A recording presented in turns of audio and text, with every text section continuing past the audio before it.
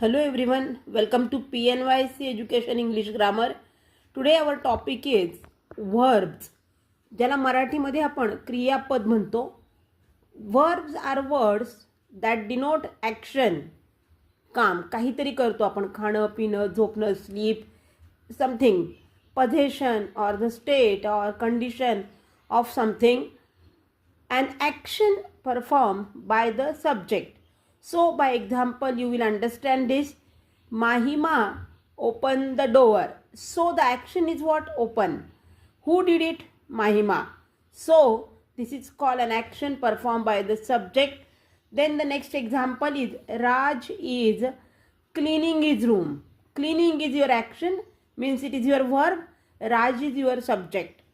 So the next type is the state or condition of something. The students are here to participate in the tournament. So why the students are there only? Just to participate in tournament. So tournament is the reason. Participate is your verb. So this is the state or a condition of something. काहीतरी कारण असतं. Then the next is what? What is owned by the subject.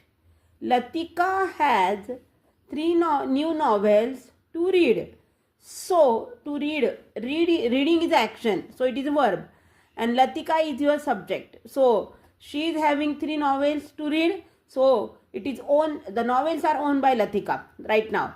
And the next example, we have a new pet. Have is your action, that is your verb, and we is your subject.